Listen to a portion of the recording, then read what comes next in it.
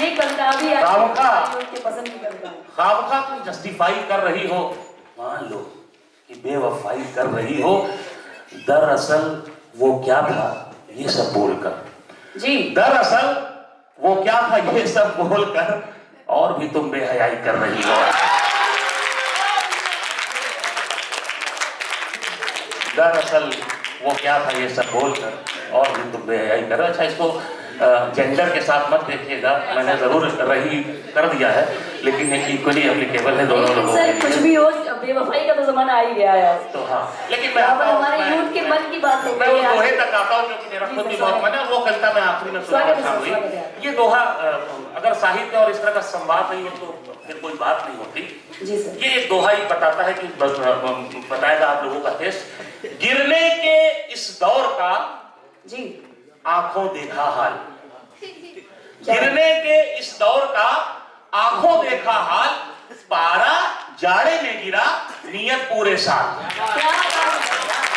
पारा जाड़े में गिरा नियत पूरे साल। और गणित जो है, मैथ्स मेरे लिए बड़की भौजी की तरह कहीं उधर में नजर उठा कर देखा है।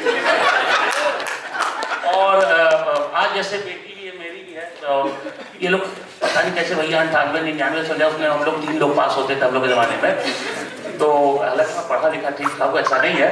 एक दोहा और ये बात अभी खत्म करता हूँ कि साइंस से मेरा कितना नाता है, बस इतना ही तक है। इस दोहे से आप समझेंगे। और इसी मोरालिटी के एस्पेक्ट को लेकर है कि जिस गति से नियत गिरी, जी सर, जिस गति से नियत गिरी उस गति से ईमान, जिस गति से नियत गिरी, जिस गति से नियत गिरी उस गति से ईमान, दोनों की गति देखकर न्यूटन भी हैरान। न्यूटन भी हैरान। और अब हम लोग चलते हैं सुनने के लिए। सर आपसे अनुरोध है कि चंद पंक्तियां हम लोगों से और साझा कर दें, क्योंकि हमारी ऑडियंस भी चाहती है कि आप चंद दोहे हमारे बीच में और रखें। अगर आप सभी सर को सुनना चाहते हैं तो अच्छा, तो कार्यों के बीच में सर के समर्थन प्रदान करें। ये तो विश्वविद्यालय की क्लास हो या मतलब कह लीजिए कवि सम्मेलन या तमाम मंच घंटों घंटों बोलना होता है, लेकिन 2-3 मुक्तक या कुछ ऐसे याद आ रहा है जब आपने वो बात की। मेरा ऐसा मानना है, प्रेम पे कहा बहुत कम जाता है, समझा ही जाता है। और बीइंग अ टीचर सिर्फ ऐसा नहीं कि मैंने लॉ के लेक्चर्स दिए, मैंने उन बच्चों से भी बहुत सीखा। 2-3 मुक्तक है, 2 ऑब्जर्वेशन आपके सामने रख रहा हूँ। और ये मान के चलिए कि इस्लामाबाद यूनिवर्सिटी के उन्हीं लॉ के बच्चों से मैंने सीखा। क्योंकि गुरु तो कोई भी हो सकता है, उसके लिए तो उम्र की बाध्यता है नहीं। यही तो सर आपका बड़प्पन है, यही आपके व्यक्तित्व को दर्शाता है सही मायने में। ये है कि दिल में मूरत बना के बैठी हो जी, दिल में मूरत बना के बैठी हो, फिर भी कहने से डर रही हो तुम। दिल में मूरत बना के बैठी हो, फिर भी कहने से डर रही हो तुम। प्रेम का क ख ग नहीं मालूम, शोध मीरा पे कर रही हो तुम।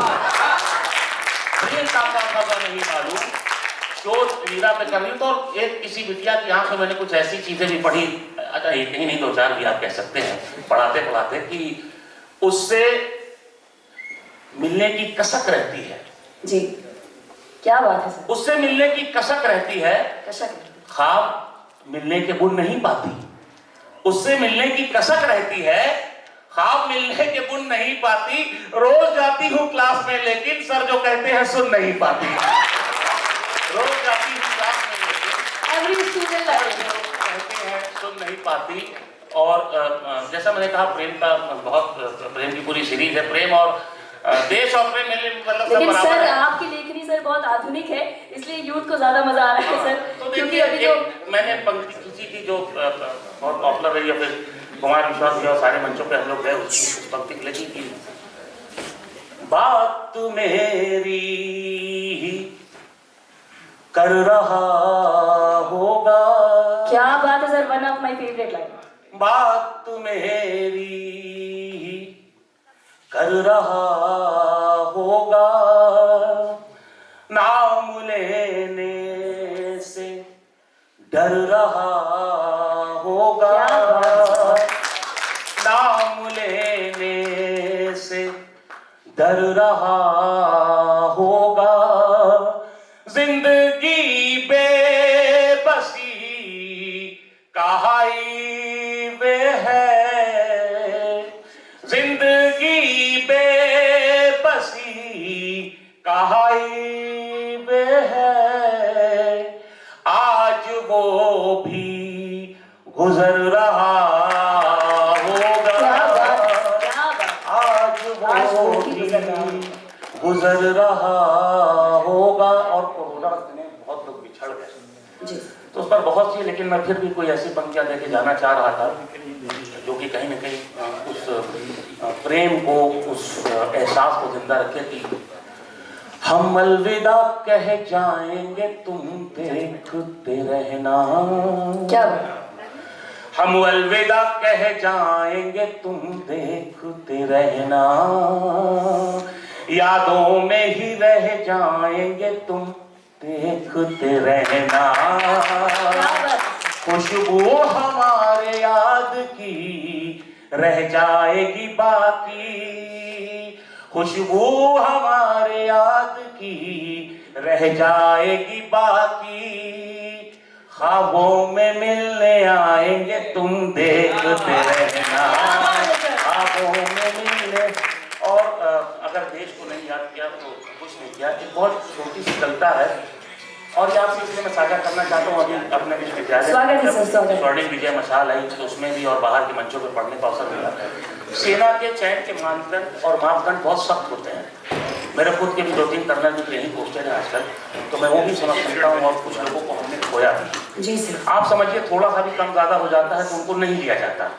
पर वो 6-6.5 फुट के जब वो जवान या हमारे सैनिक या हमारी वीरांगनाएं जब वो इतने में सिमट करके किसी ब्लास्ट या किसी ऐसी गतिविधि से होकर के आती हैं, जब शहीद होकर के, तो मैंने एक शब्द चित्र खींचा है। अगर आप तक पहुंचे तो आपकी ये संवेदनाएं और आपका ये भाव और आपका ये सलूक उन सैनिकों तक पहुंचे। और सर की जो ये कविता है, चूंकि वो मेरी बहुत ही ज़्यादा पसंदीदा कविता है, बहुत ही ज़्यादा मार्मिक है, आप सभी कृपया करके अपना पूरा ध्यान इस कविता पर लगाएं और इसके मर्म से। बिल्कुल मैं चाहूंगा उस पर, और इसलिए उसकी भावभंगिमा में 4 पंक्तियां मैं पहले देना चाहूंगा, फिर उसको छोटा बताऊंगा। बहुत गौर करता है कि हमारा जिस्म बोलेगा, हमारी जान बोलेगी। मैं इसी तरह संवाद करता हूँ देश भर में तमाम युवाओं से, जब तमाम जब वो जाना होता है। हमारा जिस्म बोलेगा, हमारी जान बोलेगी, हमारे रूह की पाकीज़गी की शान बोलेगी। वतन के वास्ते जब भी हमारा सर कलम होगा, लहू की आखिरी वो बूंद हिंदुस्तान बोलेगा। क्या बात है सर, देश प्रेम की अद्भुत 4 पंक्तियां। बहुत छोटी, लेकिन उसके मर्म तक आप पहुंचे, उसके भाव तक। जी स्वागत है सर। हाँ पहुंच जाएगा वो। याद रखिए वो 6-6.5 फुट का जवान किसी ऐसी गतिविधि में शहीद हुआ और इतने में सिमट करके आया है। जिस्म नहीं था, जान नहीं थी, कुछ भी तो पहचान नहीं थी। जिस्म नहीं था, जान नहीं थी, कुछ भी तो पहचान नहीं थी। घुंघराले वो बाल नहीं थे, वो मूंछों की शान नहीं थी। जिस्म नहीं था, जान नहीं थी, कुछ भी तो पहचान नहीं थी। घुंघराले वो बाल नहीं थे, वो मूंछों की शान नहीं थी। नहीं थी आंखें, कान नहीं थे, नहीं थी आंखें, कान नहीं थे, कंठ नहीं थे, गान नहीं थे। नहीं थी आंखें, कान नहीं थे, कंठ नहीं थे, गान नहीं थे। नहीं थी आंखें, कान नहीं थे, कंठ नहीं थे, गान नहीं थे। एक पोटली भर में तू था, कुछ टुकड़े थे, प्राण नहीं थे। एक पोटली भर में तू था, कुछ टुकड़े थे, प्राण नहीं थे। पाँव नहीं थे, हाथ नहीं थे, हंसते दिखते दांत नहीं थे। पाँव नहीं थे, हाथ नहीं थे, हंसते दिखते दांत नहीं थे। सारी दुनिया साथ थी लेकिन बस तुम मेरे साथ नहीं थे। सारी दुनिया साथ थी लेकिन बस तुम मेरे साथ नहीं थे।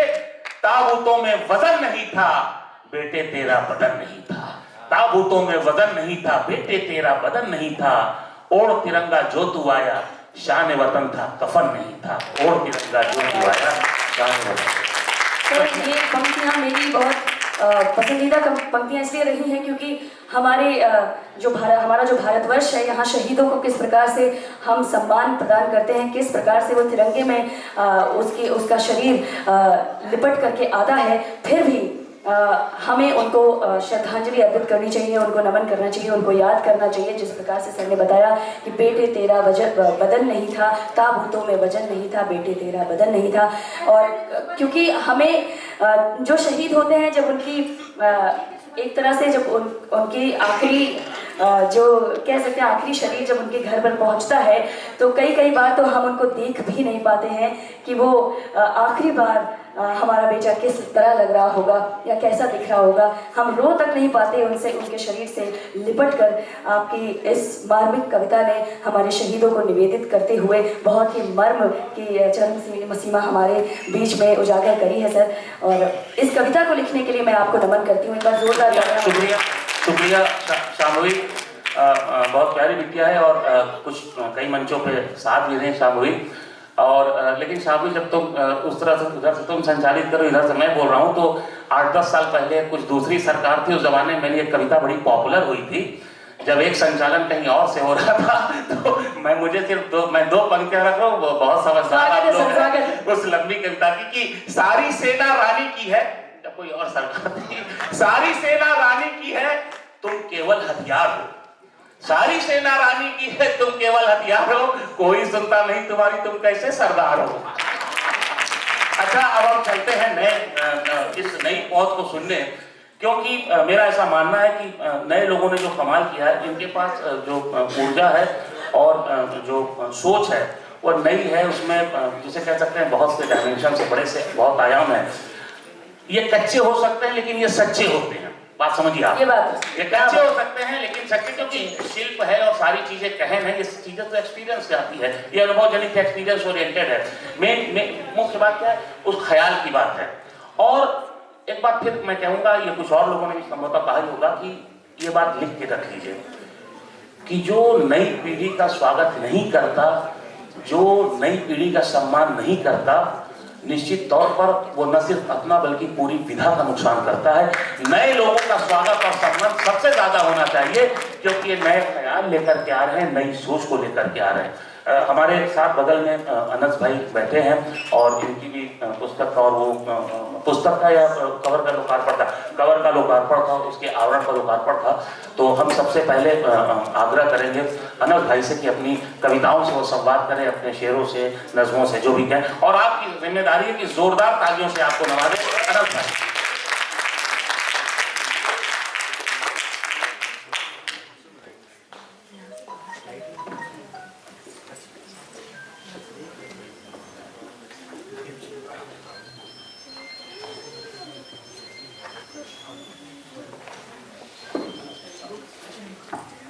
सबसे पहले तो मैं सर का बहुत बहुत शुक्रिया अदा करना चाहता हूँ। इन्होंने अपने लफ्ज़ों से मेरी इतनी इज़्ज़त बख्शी और इतनी सारी बातें मेरे बारे में कही। सर बहुत बहुत धन्यवाद आपका। और आपके बगल में बैठ के आपके शेरों को, आपके कलामों को सुनना बाइसे शर्फ है मेरे लिए, और मुझे उम्मीद है कि मेरे साथ जितने हाज़रीन बैठे हैं उन सबके लिए भी ये बाइसे शर्फ है। एक बार सर के लिए ज़ोरदार तालियां।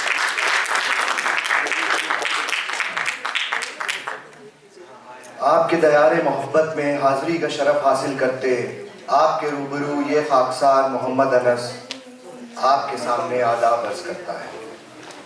सबसे पहले तो मैं बहुत ही ममनून और मशकूर हूँ लैब अकादमिया का, जिन्होंने मेरी नाक़िस कारकर्दगी और अदना काविशों को इज़्ज़त बख्शी और इसे मंजर आम पे लाने का बेड़ा उठाया। मैं लैब अकादमिया की डायरेक्टर मिसेज़ नाज फरहा का तहे दिल से शुक्रिया अदा करता हूँ, और साथ ही मेरी करीबी दोस्त और मेंटोर मिस शुभ्रा चतुर्वेदी का तहे दिल से शुक्रिया अदा करता हूँ कि इन्होंने मुझे इस मजमूए को एक किताब में तब्दील करने की तौफीक अता करी। इन्होंने हिदायत किया था कि तुम अपने लिखी गज़लों को एक मजमूए में छपवाओ। तो मैं आप लोगों का बहुत शुक्रिया अदा करता हूँ, और साथ ही अपनी फैमिली और अपने दोस्तों का जो कि यहाँ मौजूद हैं उन सब का बहुत बहुत शुक्रिया अदा करता हूँ इतने सपोर्ट, इतने प्यार के लिए।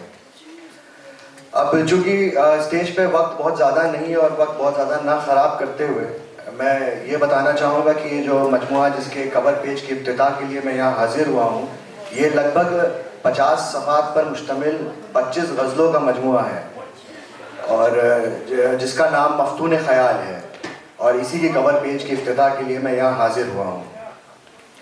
और अब चूँकि बात मजमुए की चल रही है तो मैं एक बात बिलखुसूस वाज़ेह करना चाहूँगा कि ये मजमुआ मैंने किसी तख़य्युलात में डूब कर और ना ही किसी तसव्वुरात में खो कर लिखा, बल्कि जो कुछ भी मेरे माजी पर तारी हुआ वो ख़ुद ब खुद रकम हो गया। मज़ीद सिर्फ 2 मिसरे से मैं इस मजमुए की पहचान दूँगा, सर आपकी इजाज़त से। खोकर तख़य्युलात में लिखने के हम नहीं कायल, खोकर तखय्युलात में लिखने के हम नहीं कायल, नुकूशे कल्ब को हम कलमबंद किया करते हैं, नुकूशे कल्ब को हम कलमबंद किया करते हैं। इसी के साथ आगे बढ़ते हुए मैं ये कहूँगा कि कुछ एक छोटा सा वाक़या है, जो ये गज़ल है जिसका टाइटल फार्म से फरमाइश है, और इस गज़ल के पीछे एक छोटा सा वाक़या बताना चाहूँगा पहले कि एक रोज़ दोस्त के फार्म हाउस पे बैठे हुए एक छोटी सी महफ़िल का एहतमाम था, और कुछ गज़लों और नज़मों के बाद जब महफ़िल ख़त्म हुई तो दोस्त ने कहा कि जैसे अभी ज़िक्र भी हो रहा था बेवफ़ाई का, तो दोस्त ने कहा बेवफ़ाओं पे और बेवफ़ाई पे और मोहब्बत पे तो अक्सर गज़लें लिखी जाती हैं, कुछ ऐसा लिखो जिसमें बेवफ़ाई भी ना हो और रिश्ता भी मुकम्मल ना हो। तो इसी ख्याल पे गौर करते हुए सर एक गज़ल थी, हाज़रीन आप लोगों की खिदमत पे पेश कर रहा हूँ, और इसका टाइटल फार्म से फरमाइश है। दौरे गम के काले अब्र घेरे दिल के अरमानों को, दौरे गम के काले अब्र घेरे दिल के अरमानों को, कहानी वो सुनाता रहा शायर अपने राजदारों को। बहुत मुत्तहिद हुए थे लोग माजी में एक दफ़ा, कमर पे कस के तलवारों को, मुत्तहिद हुए थे लोग माजी में एक दफ़ा, कमर पे कस के तलवारों को, देने गमे जुदाई का जायका दो मोहब्बत करने वालों को। मैं तो सीने पे सजा लूँगा दुनिया के किए वारों को, मैं तो सीने पे सजा लूँगा दुनिया के किए वारों को, तुम क्या समझ पाओगे चालों में मुलव्विस पासदारों को। और ये इस गज़ल का एक मेरा फेवरेट शेर है, इस पर गौर करिएगा और आप लोग की शिरकत चाहूँगा इसमें। वक्फ किया रिश्ता जब मोहब्बत के सियासतदारों को, वक्फ किया रिश्ता जब मोहब्बत के सियासतदारों को, तब देखी दास्ताने वफा रुखसत होती तारों को, तब देखी दास्ताने वफा रुखसत होते तारों को। दफनाने के लिए दिया सुकून अपना इश्क के पहरेदारों को, दफनाने के लिए दिया सुकून अपना इश्क के पहरेदारों को, तदफीन के बाद देखा मुस्कुराते अपने रिश्तेदारों को। और रिश्तेदारी में एक शेर याद आ गया किसी का कि अजब नहीं, मेरा नहीं, किसी का याद आ गया कि अजब सुलगती हुई लकड़ियां हैं रिश्तेदार भी, अजब सुलगती हुई लकड़ियां हैं रिश्तेदार भी, दूर रहे धुआं दे पास आए तो जलने लगे। और इसी गज़ल का आखिरी शेर अर्ज है आप लोगों की खिदमत में। फिर एक शब बज़्मे ज़ौक़ के एहतमाम में बैठे हुए, फिर एक शब बज़्मे ज़ौक़ के एहतमाम में बैठे हुए, सुना डाला ये किस्सा मैंने कुछ जिगरी यारों को, सुना डाला ये किस्सा मैंने कुछ जिगरी यारों को।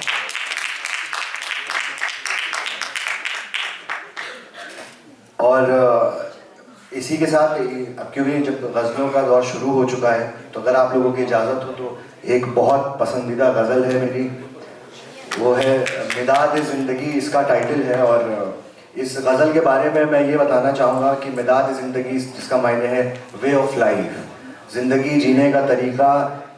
मेरा मानना है कि हर शख्स के अंदर एक मुहारिब मौजूद है। हर इंसान रोज़मर्रा ज़िंदगी में जंग करता है, कभी जीत जाता है और कभी हार जाता है, लेकिन दोनों ही सूरतों में कुछ ना कुछ सीख जाता है। इसी मामले से ताल्लुक़ रखती है ये गज़ल मिदाद ज़िंदगी, जिसका मतलब और कुछ शेर अर्ज़ हैं कि न जाने कितने तूफ़ानों में पतंगे उड़ाई हैं, न जाने कितने तूफ़ानों में पतंगे उड़ाई हैं, तुम क्या जानो कितने ज़लज़लों में इमारतें बनाई हैं। न जाने कितने सैलाबों में साहिल पे कश्ती पहुंचाई है, न जाने कितने सैलाबों में साहिल पे कश्ती पहुंचाई है, तुम क्या जानो बर्फीले मौसमों में कैसे अग्नि जलाई है। न जाने कितनी उजड़ी शहर को खुशनुमा धूप दिखाई है, न जाने कितनी उजड़ी शहर को खुशनुमा धूप दिखाई है, तुम क्या जानो कितनी उदास शामों को रंगी रातें बनाई हैं। मेरे बागीचे से तितलियों ने बगैर इजाज़त न खुशबुएं चुराई हैं। मेरे बागीचे से तितलियों ने बगैर इजाज़त न खुशबुएं चुराई हैं। मैंने तो खाशाक में भी साहिराना सुंबुल उगाई है। यूं तो मशरिक से मगरिब तक मेरे नाम की रुसवाई है। यूं तो मशरिक से मगरिब तक मेरे नाम की रुसवाई है। मुख्तलिफ बयान उनका अपने लहू से मैंने जिनकी जिंदगियां सजाई हैं। मैंने तो तेज बहाव के मुखालिफ भी कश्तियां चलाई हैं। मैंने तो तेज बहाव के मुखालिफ भी कश्तियां चलाई हैं। सिर्फ हाथ डाल के दरियाओं से मैंने मोतियां चुराई हैं। और आखिरी शेर है, इसका गौर करिएगा कि तुम क्या जानो मयार मेरा, तुम क्या जानो मयार मेरा, मैंने तो बेवफाओं से भी वफाएं निभाई हैं।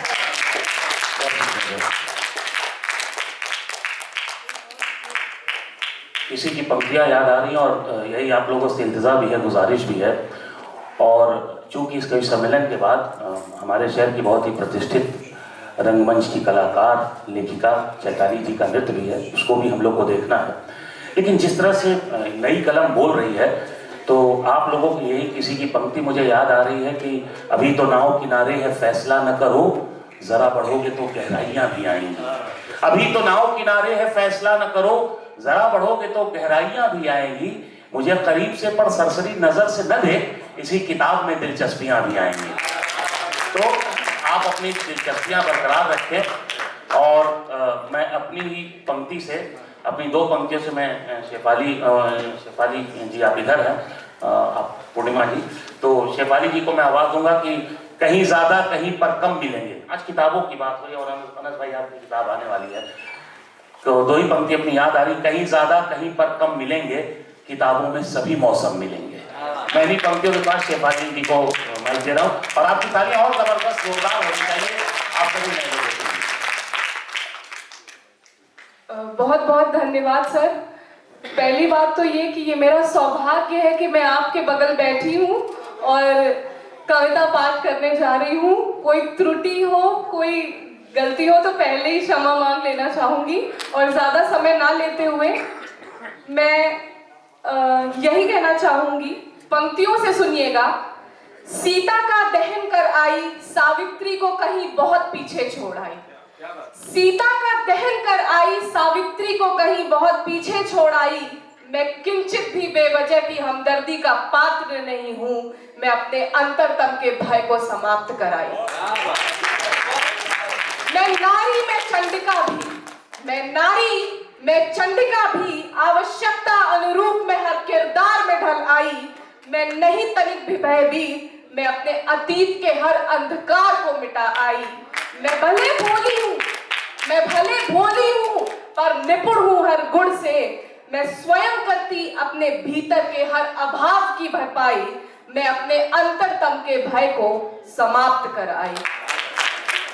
मैं यदि ममता व स्नेह की पराकाष्ठा से सराबोर साहिल हूँ, मैं यदि ममता व स्नेह की पराकाष्ठा से सराबोर साहिल हूँ, तिस पर भी मैं तुमसे अपने हर हक के लिए आवाज उठाने का साहस भर लाई। मैं वो हूँ जो यदि जिद पर अड़ जाऊं तो तिमिर में भी बनूं एक रोशनाई। मैं अपने अंतरतम के भी भय को समाप्त कर आई। और इसी के आगे छोटी सी पंक्तियां हैं, वो बोलना चाहूंगी कि आजकल लोग प्रेम की परिभाषा जरा बदल सी गई है, तो प्रेम को अपने शब्दों में परिभाषित करना चाहूंगी और आह्वान करना चाहूंगी। जो लोग कहते हैं कि प्रेम करता हूं मैं या मैं प्रेम करती हूं, और उसी पर कहना चाहूंगी, जिस्म ही नहीं रूह छू सको तो इश्क करना। जिस्म ही नहीं रूह छू सको तो इश्क करना। हुक्म नहीं साथ बैठ सलाह ले सको तो इश्क करना। पत्तियां कसना नहीं कभी तारीफों में दो शब्द कह सको तो इश्क करना।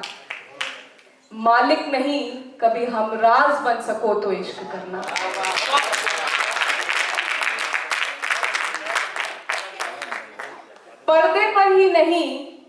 पर ही नहीं असलियत में इज्जत दे सको तो इश्क करना। महज दिखावे के लिए नहीं, भरी महफिल में बेखौफ हाथ पकड़ सको तो इश्क करना। अपनी शर्तों को मनवाना ठीक है, अपनी शर्तों को मनवाना, शर्तें मनवाओ मैं मान लूंगी।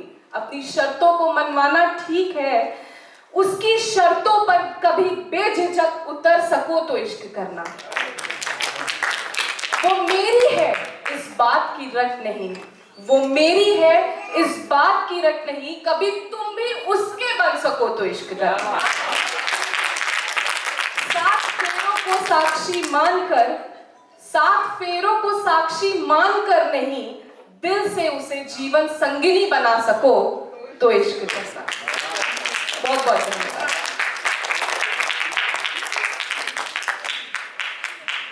बहुत अद्भुत तरीके से इश्क को व्याख्यायित भी किया। रेत होती है जल नहीं होता, आज हो तो भी कल नहीं होता, प्रेम एक शाश्वत पहेली है, इसका कोई भी हल नहीं होता। अब तो इन अनुभवों को न जाने मैंने कब लिखा था, मुझे तो यही याद नहीं है। लेकिन आप देखिए कि जो नए लोग हैं किस तरह से सत्य हो तो प्रेम होता। हाँ वो तो है ही, लेकिन सत्य की कोई व्याख्या नहीं है ना। कृष्ण बिहारी नूर जी का एक शेर है, कृष्ण बिहारी नूर जी का एक शेर है कि सच घटे या बढ़े तो सच न रहे, सच घटे या बढ़े तो सच न रहे, झूठ की कोई इंतहा ही नहीं। सत्य तो भीतर का है, वो तो आत्मावलोकन की बात है ना, वो तो अंतर्दृष्टि की बात है। सत्य स्थूल शरीर में, स्थूल रूप में तो कभी सामने आ भी नहीं सकता। और अब हम लोग चल रहे हैं उधर एक और परंपरा की ओर, और मुझे सच में बहुत अच्छा लग रहा है। इतने सम्मेलन सब होते रहे, कभी लगातार यात्राओं में ही रहा, लेकिन आज ऐसा लग रहा है कि साहित्य की एक श्री पीठ यहाँ पर बैठी हो, जहाँ पे अक्षर अक्षर आपसे संवाद कर रहे हैं, शब्दों की तो बात थी क्या। तो जब अक्षर अक्षर अपने अर्थ को आपके सामने ला करके रखने लगे, तो निश्चित रूप से ऐसा लगता है कि कहीं ये गंगा बह रही है शब्दों की, कहीं ये गंगा बह रही है साहित्य की। कठिन समय का हल होती है नई पहल होती है, इनकलाब होती है कविता गंगा जल होती है। कठिन समय का हल होती है नई पहल होती है, इनकलाब होती है कविता गंगा जल होती है, प्रेम हुआ करती है कविता त्याग हुआ करती है, राजमहल में मीरा सा बैराग हुआ करती है। लंबी कविता है मेरी, तो उतनी तो याद नहीं है, पर मैं चल रहा हूँ इधर पूर्णिमा जी की ओर। हालांकि उस तरह से देखा जाए तो अभी पूर्णिमा को गए कुछ ही दिन हुआ है, अगर उस तरह से कार्तिक पूर्णिमा को देखा जाए, लेकिन शब्दों की पूर्णिमा, साहित्य की पूर्णिमा, अदब की पूर्णिमा कभी कम नहीं होती, उसकी रोशनी कभी कम नहीं होगी, उसका तेज कभी कम नहीं होगा, उसकी शीतलता कभी कम नहीं होगी। तो मैं पूर्णिमा जी से आग्रह करूंगा, आवाज दे रहा हूं उन्हें, और जिम्मेदारी आप पर है कि खूब मन से तालियां बजा के उनको उत्साहित करें और उनको समर्थन दें। आपका बहुत बहुत धन्यवाद सर, मेरा परिचय इस प्रकार देने के लिए। और यहाँ पे सभी जितने लोग बैठे हुए हैं, आप सभी का बहुत बहुत अभिवादन कि आप हमारे कार्यक्रम में पधारे और इतने समय तक आप रुके हुए हैं हमें सुनने के लिए, उसके लिए बहुत बहुत शुक्रिया। और जैसा कि हम यहाँ साहित्य की बात कर रहे हैं, तो कई बार मेरा ऐसे लोगों से पाला पड़ जाता है जो साहित्य में मुझसे बहस कर लेते हैं। तो मैं अपनी दो पंक्तियों से शुरुआत करना चाहूंगी। वो कुछ ऐसी थी कि कभी कभी बिन पेंदे का लोटा बन जाना अदल जान पड़ता है, कभी कभी बिन पेंदे का लोटा बन जाना अदल जान पड़ता है, जब कुछ पढ़े लिखे गंवारों से पाला पड़ जाए साहित्यिक बातचीत के बीच, जब कुछ पढ़े लिखे गंवारों से पाला पड़ जाए साहित्यिक बातचीत के बीच। और इसके साथ ही एक मेरी कविता है जो कि कलयुग से लेकर के त्रेता युग तक को मैंने लेकर के उसमें लिखा हुआ है, और उम्मीद है कि आप लोगों को पसंद आएगी। आइए सुनते हैं। स्त्री में सीता का स्वरूप, स्त्री में सीता का स्वरूप सिर्फ तब तक ही स्वीकार करता है ये समाज, जब तक एक स्त्री को पतिव्रता, जब तक एक स्त्री को पतिव्रता या पवित्र कहना हो, जब तक एक स्त्री को पतिव्रता या पवित्र कहना हो, तब तक ही स्त्री में सीता का स्वरूप स्वीकार करता है ये समाज। पुरुष के वामांग में आज की सीता सिर्फ मंडप में फेरे होने तक ही बैठाई जाती है। बराबरी का अधिकार अगर मांग ले कोई सीता, बराबरी का अधिकार अगर मांग ले कोई सीता, तो बेगैरत, बेहया, बेशर्म कहकर मारी और दफनाई जाती है। तो बेगैरत, बेशर्म, बेहया कहकर मारी और दफनाई जाती है। अदालत खोली है, अदालत खोली है, समाज के दादाओं ने अपने हिसाब से नियम बनाए हैं। अदालत खोली है, समाज के दादाओं ने अपने हिसाब से नियम बनाए हैं। कलयुग की सीता, पांचाली और राधिका के लिए, कलयुग की सीता, पांचाली और राधिका के लिए मर्यादा पुरुषोत्तम सा एक भी पुरुष शामिल नहीं है यहाँ की भीड़ में। मर्यादा पुरुषोत्तम सा एक भी पुरुष शामिल नहीं है यहाँ की भीड़ में, मगर हर स्त्री में वो सीता का अस्तित्व ढूंढता है जिससे भी वो मिलता है। मगर हर स्त्री में वो सीता का अस्तित्व ढूंढता है जिससे भी वो मिलता है। राधिका की छवि चाहता है, राधिका की छवि चाहता है वो हर एक प्रेमी अपनी प्रेमिका में। गौर फरमाइएगा, ये बहुत गहराई है इसमें। शायद मुझे जहां तक लगता है कि राधिका की छवि चाहता है वो हर एक प्रेमी अपनी प्रेमिका में। शिशुपाल के विचारों से लबरेज है जो भी आज का पुरुष, शिशुपालों के विचार से लबरेज है जो भी आज का पुरुष। पांचाली सी पत्नी की आस रखता है आज का कर्ण, पांचाली की पत्नी सी आस रखता है आज का कर्ण, और जो ब्याह कर ले वो किसी अर्जुन से। आप सब जानते होंगे कि कर्ण जाने वाले थे स्वयंवर में, लेकिन पांचाली जी ने स्वयं मना किया था कृष्ण जी के कहने पर, और फिर उनका विवाह अर्जुन से हुआ था। तो ये उसी पे है कि पांचाली सी पत्नी की आस रखता है आज का कर्ण, और जो ब्याह कर ले वो किसी अर्जुन से। तो वैश्या कहने में उसके जिह्वा की हड्डियां टूटती तक नहीं है। सुभद्रा सी कन्या की चाहत रखने वाला दुर्योधन, सुभद्रा सी कन्या की चाहत रखने वाला दुर्योधन उसके भाई को छलिया, कपटी और धूर्त कह देता है। सुभद्रा कृष्ण की बहन थी, और ये जो है कि उन्होंने कहा था दुर्योधन जी ने कि सुभद्रा सी कन्या की चाहत रखने वाला दुर्योधन उसके भाई को छलिया, कपटी और धूर्तता की संज्ञा दे देता है। ईश्वर का भी जिसे लेश मात्र डर नहीं है, ईश्वर का भी जिसे लेश मात्र डर नहीं है, अपने पुत्रों को मर्यादाहीन अमानवीय व्यवहार करने पर आगे बढ़ने को कहता है और प्रेरित करता है। ऐसे धृतराष्ट्र पैदा हो रहे हैं हमारे आज के इस कलयुगी समाज में, ऐसे धृतराष्ट्र पैदा हो रहे हैं हमारे आज के इस कलयुगी समाज में। द्रुपद जैसे पिता आज भी मौजूद हैं इस संसार में, द्रुपद जैसे पिता मौजूद हैं आज भी इस संसार में, जो दृष्टिद्युम्न से पुत्र के लिए होम यज्ञ तक करते हैं, जो दृष्टिद्युम्न से पुत्र की प्राप्ति के लिए होम यज्ञ तक करते हैं, मगर जो भगवान प्रसाद रूप में द्रौपदी सी कन्या अर्पित करें तो भर भर कर श्राप अपनी ही अंशिका को देते हैं, तो भर भर कर श्राप को अपनी ही अंशिका को देते हैं। कई युधिष्ठिर आज भी है भीड़ में, कई युधिष्ठिर आज भी है भीड़ में, जो पांचाली को उसकी आज्ञा के बिना ही दांव पर लगा देते हैं। कई युधिष्ठिर आज भी है भीड़ में शामिल, जो पांचाली को उसकी आज्ञा के बिना ही दांव पर लगा देते हैं, और फिर युद्ध जीतने के लिए एक हाथी की जान का सौदा करते हैं, एक हाथी की जान का सौदा करते हैं। अगर आप लोग को पता हो कि अश्वत्थामा को इसीलिए मारा गया था ताकि द्रोण जी अपने अस्त्र शस्त्र वो त्याग दें और पितामह जी को मारा जा सके। तो यही है कि कई युधिष्ठिर आज भी है जो पांचाली को उसकी आज्ञा बिना दांव पर लगा देते हैं और फिर युद्ध जीतने के लिए एक हाथी की जान का सौदा करते हैं। गांधारी स्त्रियां आज भी कई हैं, गांधारी सी स्त्रियां आज भी कई हैं जो आंखों पर पट्टी बांधे अंधी होकर अपने पति को पूजने लगती हैं, जो अंधी होकर अपने आंखों पर पट्टी बांधकर अपने पति को पूजने लगती हैं।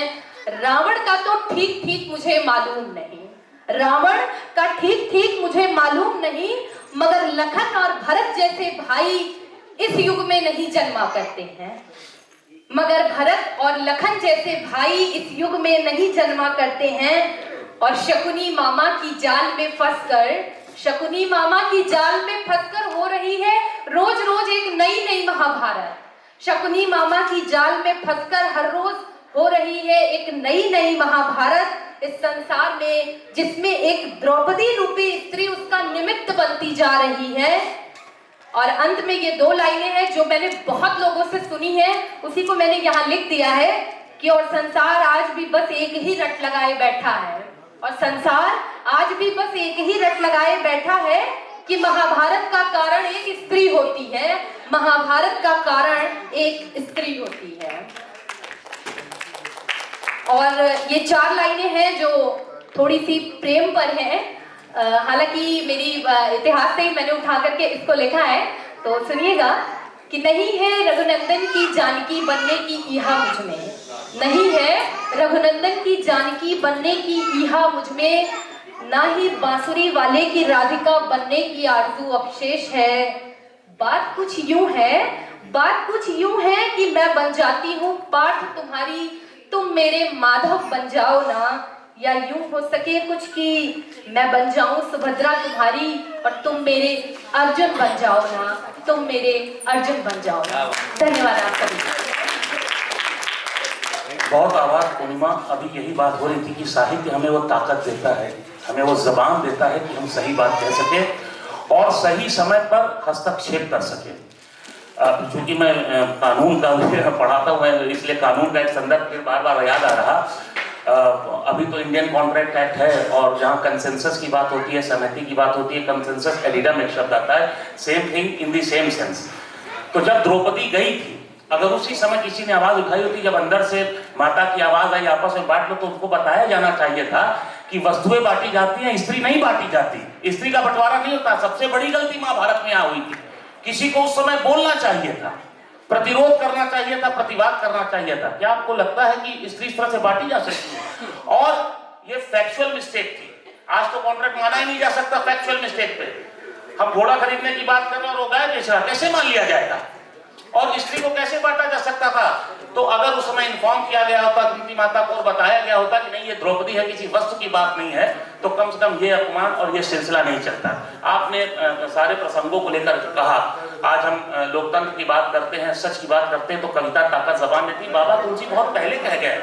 जिस डेमोक्रेसी की बात करते हैं, बाबा तुलसी ने बहुत पहले कहा है। श्री राम जी कह रहे हैं कि जाओ अनीत कुछ भाखो भाई, बरजो तो मैं भय बिसराई। अगर हमसे कुछ गलत हो रहा है, कुछ अनीति हो रही है, तो मुझे बिल्कुल ऐसे हाथ पकड़ के बाहर कर दो। और तुलसी बाबा वही कहते हैं, सचिव वैद्य गुरु तीनों जो प्रिय बोले भय आस। सचिव वैद्य गुरु तीनों जो प्रिय बोले भय आस, और राज धर्म तन तीनों ही होए बेगही नाश। तो तुलसी बाबा तब कह के गए हैं कि अगर भाई जो सबसे बड़ा अफसर है सचिव, और अगर वैद्य जो डॉक्टर है और गुरु अगर गलत बोल रहे हैं सिर्फ इसलिए कि राजा नाराज ना हो जाए, तो निश्चित तौर पर फिर तो ये तय है ना कि फिर बहुत वेग से उसका नाश होगा। तो साहित्य ही हमें वो समझ देता है, वो हमें ताकत देता है कि हम सीधे सीधे संवाद कर सके। राष्ट्र कवि की पंक्तियां हैं कि अंधकार है वहां जहां आदित्य नहीं है, आदित्य का अर्थ सूर्य होता है, सब जानते हैं। अंधकार है वहां जहां आदित्य नहीं है, मुर्दा है वह देश जहां साहित्य नहीं है। मैं इन्हीं पंक्तियों के साथ ताहा भाई को आमंत्रण दे रहा हूं और गुजारिश कर रहा हूं कि अपने शब्दों से, अल्फाजों से आपसे बात करें। एक बार जोरदार तालियां ताहा भाई।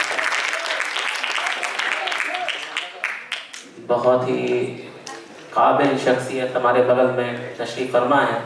मैं अपने आप को बहुत छोटा समझता हूँ कि इनके सामने कलाम पेश करूँ, और बहुत अच्छा बहन ने एक एग्जाम्पल सेट किया, लेकिन इतनी तारीफ इनको मिली नहीं। इन्होंने जिस चीज़ को व्यक्त किया है वो आज की कटु सत्य है, और सोसाइटी में जितने भी इविल्स जो हैं, सोशल इविल जिन्हें हम कहते हैं, उसका एक कहीं ना कहीं कॉज है। बहरहाल थोड़ा सा शौक़ मुझे है लिखने का, बाय प्रोफेशन में टीचर हूँ, लेकिन जब खाली वक्त होता है तो अपने जज्बातों को, एहसासों को शब्दों में कुछ पिरोने की कोशिश करता हूँ। वो कोशिश आपके पेश नज़र। तमन्ना नहीं मुझे यहाँ शम्स होने की, तमन्ना नहीं मुझे यहाँ शम्स होने की, चिराग हूँ मुझे मेरे अंजाम तक जलने दो। बतौर ख़ास मैं देख रहा हूँ कि यहाँ पे तादाद औरतों की बहुत ज़्यादा है और बहुत खुशी हो रही है कि किसी, अब ये दौर आगे है कि औरतें भी लीड करें। अभी तक उनको सेकेंडरी सिटीजन समझा जाता था और मैं इसके बहुत ख़िलाफ़ रहा हूँ और मेरी हमेशा से कोशिश रही है 15 ईयर्स ऑफ टीचिंग में कि बच्चियाँ आगे आएँ। और आज मैं देखता हूँ कि जितने भी एस्पेक्ट्स हैं, चाहे वो इंजीनियरिंग हो, चाहे वो मेडिकल फील्ड हो, लड़कियाँ हमेशा झंडा आगे लेके चलते हैं और बहुत काबिल-ए-दाद मैं दूंगा टीचर्स को भी और पेरेंट्स को भी जो उनको इस तरह से प्रोत्साहित करते हैं। उनकी नज़र, आप सबकी नज़र, जन्नत है वो जब माँ होती है। औरतें कई रिश्तों में रहमतें होती हैं, हम समझ नहीं पाते। जन्नत है वो जब माँ होती है, बेटियां रब की अता होती हैं। चिराग सिफत होती हैं बहने मीर इलाहाबादी मेरा तखल्लुस है। चिराग सिफत होती हैं बहने मीर, औरतें अजमत की जमा होती हैं।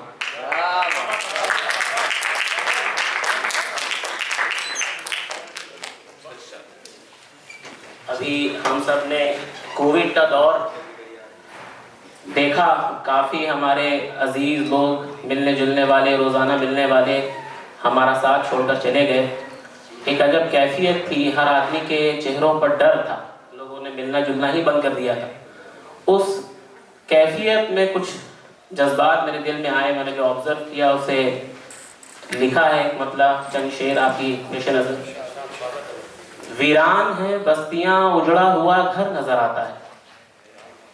वीरान है बस्तियाँ, उजड़ा हुआ घर नज़र आता है। मुझको इस शहर में बशर नज़र आता है। जुल्म में डूबे रहते थे जो कल तक यहाँ, जुल्म में डूबे रहते थे जो कल तक यहाँ, चेहरों पर बस उनके अब डर नजर आता है।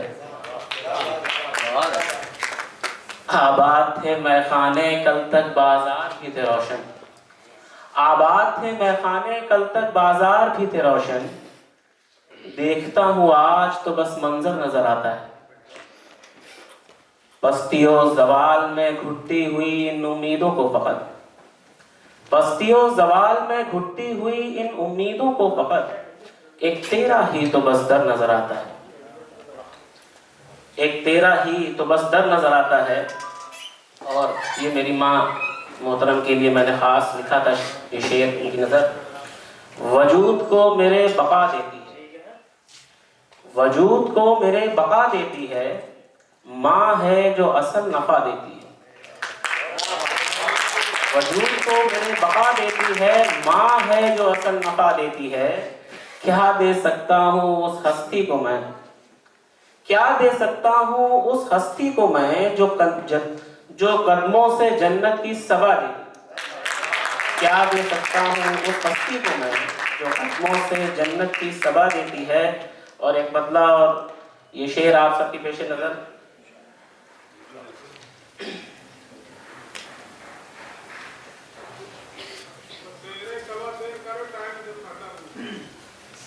रिश्तों की बात हो रही थी और रिश्तेदारों पे काफ़ी तंज भी हो रहा था।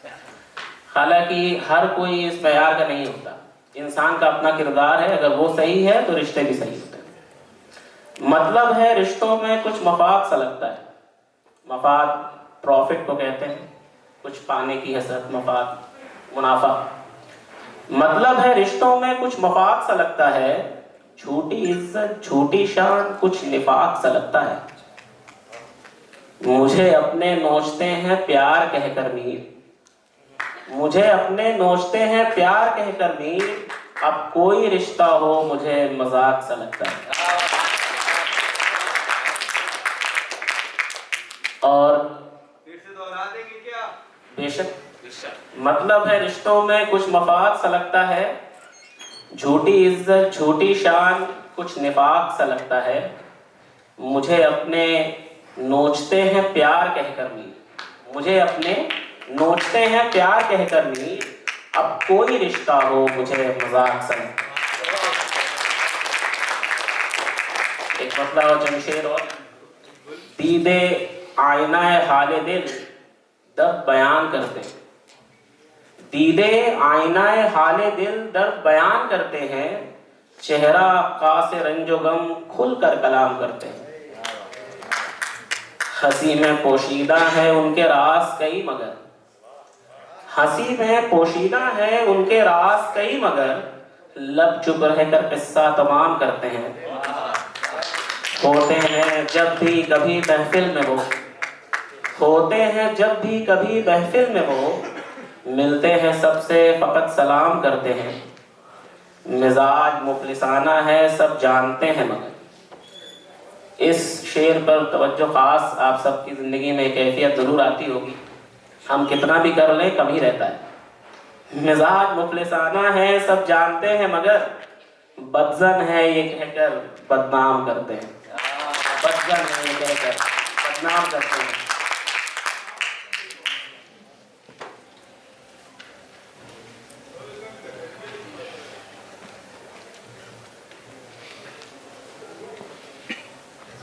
और दौरे हालात में जिस तरह की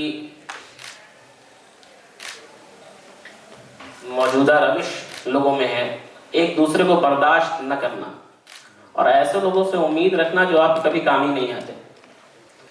इस मौजू पर एक मतला लिखा है, चंद शेर आपकी समाज के हवाले। वास क्या करूं उन्हें जो फहम नहीं रखते, वास क्या करूं उन्हें जो फहम नहीं रखते, मजलूम के लिए कोई रहम नहीं रखते।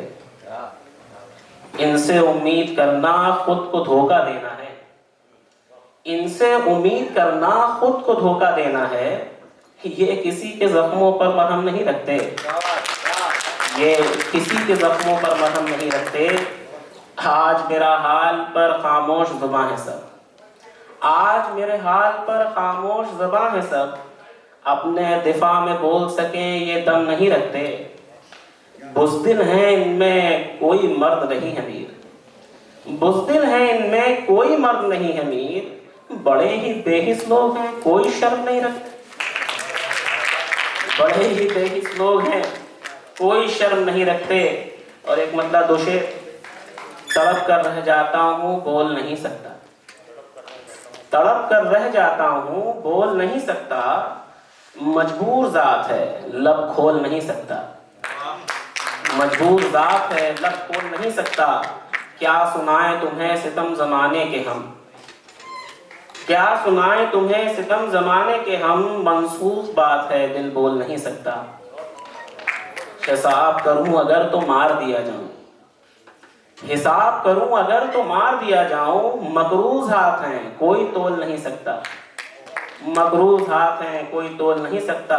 शिकवा करूं भी तो किससे करूं ऐ मीर, शिकवा करूं भी तो किससे करूं ऐ मीर, मशहूर राज है मैं खोल नहीं सकता, मशहूर राज है मैं खोल नहीं सकता। बहुत शुक्रिया, बहुत शुक्रिया ताहा भाई। और कुछ ना कहते हुए, क्योंकि हम लोगों ने भी देखा कि जयदारी जी की पूरी तैयारी और बहुत देर हो चुका है, पर अंततः यही बात सिद्ध हुई कि मोहब्बत की ज़बान सदाबहार ज़बान है, कालजयी ज़बान है, काल से परे है, कालातीत है। तो अपनी चार पंक्तियाँ उसी मोहब्बतों को नजर करते हुए इस काव्य संध्या को ही समाप्त करता हूँ कि समय की धार के आगे सिकंदर हार जाते हैं। यहाँ जगह बनानी पड़ती है, तलवारों से नहीं। समय की धार के आगे सिकंदर हार जाते हैं, शहंशाह सूरमा सारे धुरंधर हार जाते हैं। समय की धार के आगे सिकंदर हार जाते हैं, शहंशाह सूरमा सारे धुरंधर हार जाते हैं। मोहब्बत वो नदी है जिसका मीठा जल निराला है, इसी मीठे से सब खारे समंदर हार जाते हैं, इसी मीठे से सब खारे समंदर हार जाते हैं। बहुत बहुत आभार, बहुत बहुत धन्यवाद। मैं टेक्नीशियन करा और आप सबके सभी साथियों का बहुत बहुत आभार। जय प्रणाम। Thank you so much doctor Shlesh Gautam sir और हमारे सारे कवि। आप सबने इतनी सुंदर रचनाएं हम लोग के साथ साझा करी और इतना सुंदर माहौल बांधा। Thank you so much.